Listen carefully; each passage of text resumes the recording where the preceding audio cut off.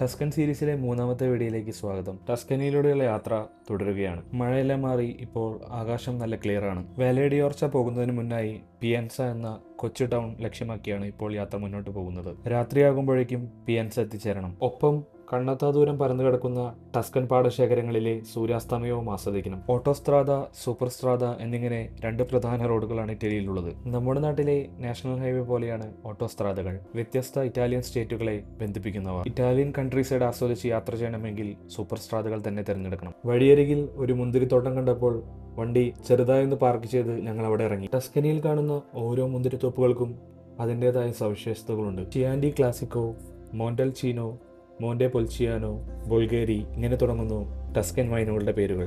ഇവ ഓരോന്നും നിർമ്മിക്കുന്നതിന് അതിൻ്റെതായ മുന്തിരി വൈവിധ്യങ്ങളുണ്ട്. ഇറ്റലിയുടെ സുപ്രീം വൈൻ യാർഡ്സ്, അതാണ് ടസ്കനി ഓഫർ ചെയ്യുന്നത്. ഈ യാത്ര തുടരുന്നതിനിടയിൽ കണ്ണിലുടക്കിയത് ഒരു പ്രശസ്തമായ ഫാം ഹൗസ് ആണ്. ഇതാണ് പ്രശസ്തമായ പോഗിയോ കൊവീലി. കാസ്റ്റലിയോനെ ഡിയോർക്കിയ എന്നാണ് ഈ സ്ഥലത്തിന്റെ പേര്. ഗ്ലാഡിയേറ്റർ സിനിമയിലെ ക്ലൈമാക്സ് രംഗത്ത് മാക്സിമസ് ഹൗസായി ചിത്രീകരിച്ചത് ഇവിടെയാണ്. Letters to Juliet, under the Tuscan sun എന്നിങ്ങനെ നിരവധി അനവധി ചിത്രങ്ങൾ. സൈപ്രസ് മരങ്ങളുടെ നീണ്ട നിരയാണ് ഈ ഫാം ഹൗസിന്റെ മറ്റൊരു പ്രത്യേകത. കുറച്ചധികം സമയം അവിടെ ചെലവഴിച്ചു. സന്ധ്യയായതോടെ പിയൻസ ലക്ഷ്യമിട്ട് ഡ്രൈവ് തുടർന്നു.